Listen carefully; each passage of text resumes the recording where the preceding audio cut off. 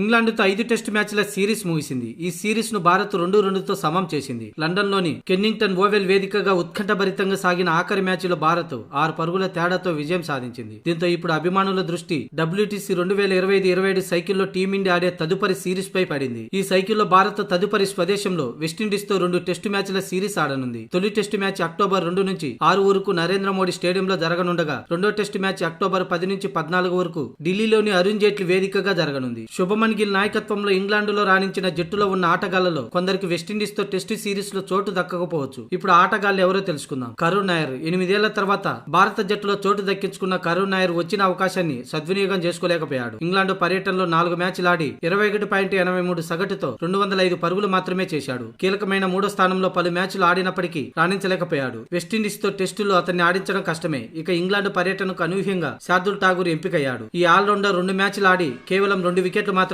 తీశాడు. దీంతో వెస్టిండీస్ తో టెస్టు సిరీస్ స్వదేశంలో జరుగుతుండటంతో కండిషన్స్ దృష్ట్యా అతడికి చోటు దక్కకపోవచ్చు. ఇక మరో బౌలర్ అన్సుల్ కాంబోజ్, ఆకాశ్ దీప్, హర్షదీప్ సింగ్ గాయాల కారణంగా అనూహ్యంగా సిరీస్ మధ్యలో కాంబోజ్ ను ఎంపిక చేశారు. కానీ ఈ పేసర్ 4వ టెస్టు మ్యాచ్ లో అరంగేట్రం చేసినప్పటికీ పెద్దగా ఆకట్టుకోలేదు. 1 వికెట్ మాత్రమే తీశాడు. దీంతో వెస్టిండీస్ సిరీస్ లో అతడికి చోటు దక్కే అవకాశాలు లేవు. ఇక వర్క్ లోడ్ మేనేజ్మెంట్ లో భాగంగా ఇంగ్లాండ్ తో సిరీస్ లో కేవలం 3 టెస్టు మ్యాచ్లు ఆడిన బుమ్రా వెస్టిండీస్ తో సిరీస్ స్వదేశంలో జరుగుతుండడం, విండీస్ తో సిరీస్ తర్వాత పలు కీలక సిరీస్లు ఉండడంతో బుమ్రాకు వెస్టిండీస్ తో సిరీస్ కు విశ్రాంతిని ఇవ్వవచ్చు.